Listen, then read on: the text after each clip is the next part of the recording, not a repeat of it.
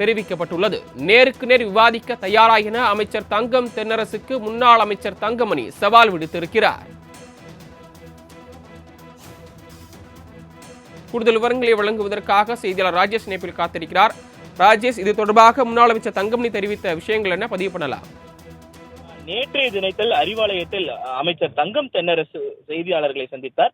அப்போது மின்கட்டண உயர்வு மற்றும் மின்சாரத்துறையில் நடக்கக்கூடிய விஷயங்கள் குறித்து பல்வேறு கருத்துக்களை அவர் தெரிவித்திருந்தார்.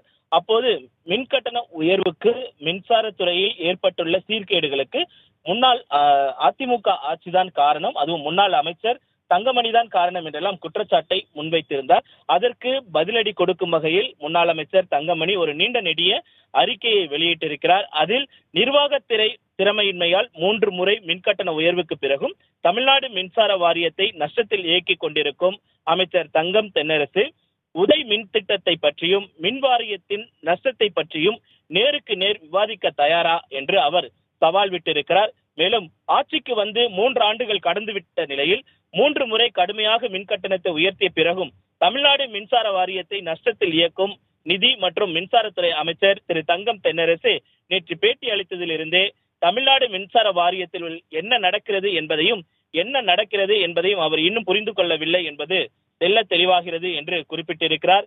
மேலும் உதய் மின் திட்டத்தில் தமிழ்நாடு அரசு கையெழுத்திட்டதால் என்னென்ன நன்மைகள் ஏற்பட்டிருக்கிறது என்பதை அவர் பட்டியலிட்டிருக்கிறார். மேலும் நான் மின்சாரத்துறை அமைச்சராக இருந்தபோது 2017 முதல் 2021 வரை சட்டமன்றத்திலும் பிறகு இன்று வரை பல முறை ஊடகங்கள் வாயிலாகவும் பொது மேடைகளில் விளக்கியுள்ளேன். மேலும் நேருக்கு நேர் விவாதிப்பதற்கு தயாராக இருக்கிறேன் என்று அவர் அமைச்சருக்கு சவால் விடுத்திருக்கிறார். திமுக அரசுக்கு மீண்டும் வலியுறுத்துவது இதுதான் என்று குறிப்பிட்டிருக்கக்கூடிய அவர் உதய் மின் திட்டத்தினால் ஏற்பட்ட நன்மைகளையும் தமிழக மக்களுக்கு எந்த விதமான பாதிப்பு இல்லை என்பதையும் தற்போது மின்கட்டண உயர்வு தேவையில்லை என்பதையும் மின்சாரத்துறை அமைச்சராக உள்ள தங்கம் தென்னரசு அவர்கள் குறிப்பிடும் நாளில் அவருடன் நான் நேருக்கு நேர் விவாதிக்க தயாராக இருக்கிறேன், அவர் தயாரா என்று கேள்வி எழுப்பியிருக்கக்கூடிய அவர் 3 ஆண்டு ஆட்சிக்கு பிறகு 3 முறை கடுமையான மின்கட்டணத்தை உயர்த்திய பிறகும் தங்களது நிர்வாக திறமையின்மை காரணமாக தமிழ்நாடு மின்சார வாரியத்தை லாபகரமாக இயக்க முடியாமல் உள்ளதை மறைக்க எங்கள் மீது வீண் பழி போடுவதை விட்டுவிட்டு இனியாவது தமிழ்நாடு மின்சார வாரியத்தை லாபகரமாக இயக்குவதற்கு முயற்சிக்க வேண்டும் என்று வலியுறுத்துகிறேன் என்ற அந்த அறிக்கையில் குறிப்பிட்டிருக்கிறார்.